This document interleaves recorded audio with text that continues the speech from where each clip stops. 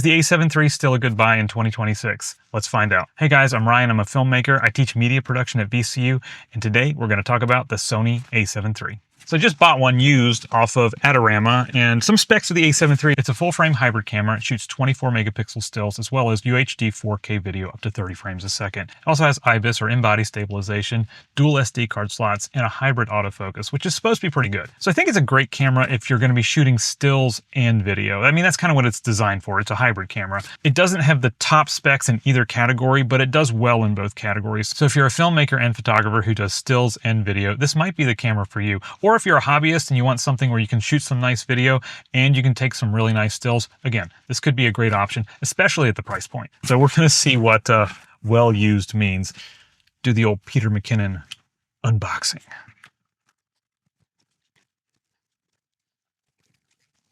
Well, it came in a shipping box. It doesn't come in the box. It should just be the camera body, a battery, and a charger, and obviously maybe a body cap and a camera strap. But we will see.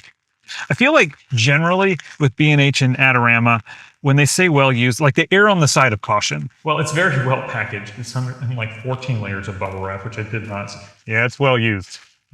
Yeah, it's well used. Oh, an off-brand battery. I thought it was coming with a genuine Sony battery. And it comes with a off-brand charger. It's not even a battery charger. That's okay. I have MPF Z100 batteries that are battery chargers. Now, what's awesome is the FX3 uses the same battery. It is well used. Look at that.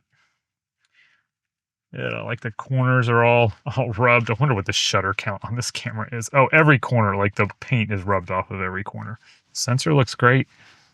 Yeah, I don't see any, dust or, well, actually, there's a little piece of dust, but I don't see any sensor spots. This is a 3D printed cap. This is totally 3D printed. This is not an actual Sony body cap. That is so funny.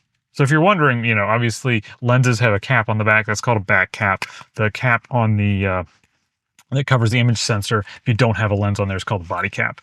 Yeah, this is a very well-used camera. Yay, it turns on.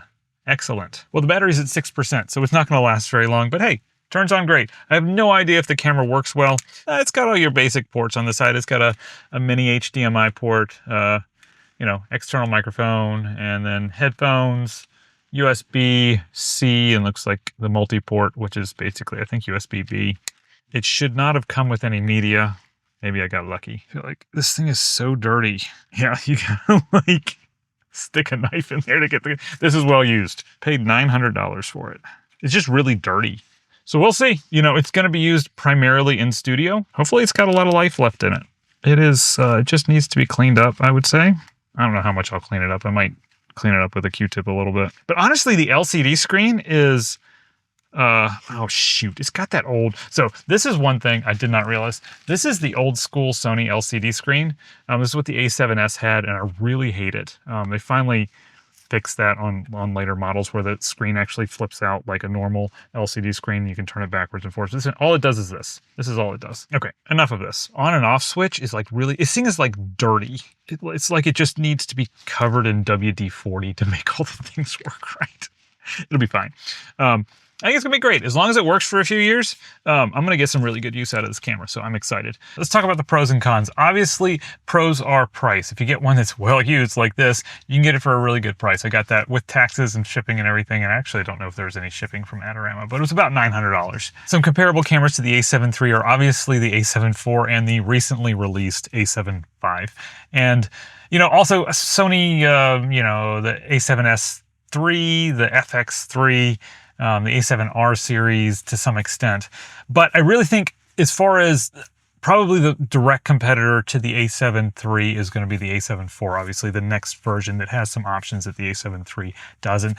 Some things that the A7 III is lacking that I would say would make me pause if this is something that's important to you are slow motion. It doesn't do 4K 60, at least no slow motion in 4K. It only does 4K 30 or UHD 30 technically, and it's only 8-bit 420. I believe you can get 8-bit 422 out of the HDMI if you have like a Ninja or another external recorder, but if you're going to be doing some heavy color grading, I think 8-bit color depth is going to be, it does make it a challenge. 10-bit has so many more colors to choose from that it can record in.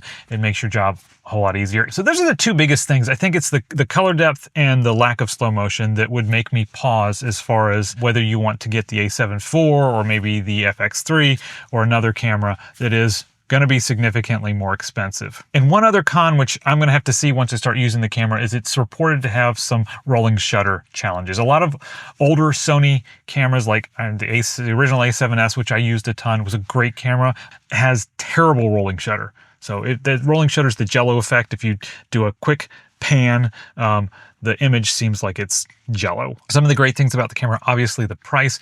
I got this one well used, obviously, but for 900 bucks. And it's hard to find the features you can find in this camera for that price. It has reliable autofocus, dual SD card slots, and in-body stabilization. So it has all the basics. Everything you need to shoot some good photos and really nice looking video is in this camera. So if you're looking not to break the bank, you know, any camera at this point is going to break the bank to some extent. But if you're looking to save a little bit of money and you don't need 10-bit color depth, you don't need slow motion, this could be a great option for you. That's why I got it. I don't need slow motion. This is going to be in studio most of the time filming social media content, so the slow motion isn't important to me. And if I need slow motion, I can grab the FX3. And I'm not going to be doing any really in-depth color grading with it. Most of the stuff I shoot in studio is like got a baked-in look. I don't even shoot it in log. I think if you're going to get this used, get the A7 III.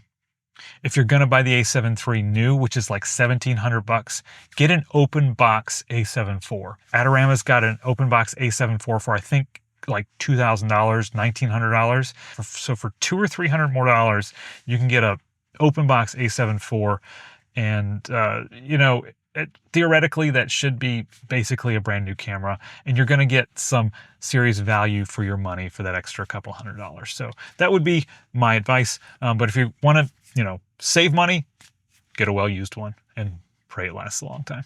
That's about it. If you like this video, please like and subscribe. And would you buy an A7 III in 2026? Let me know in the comments below.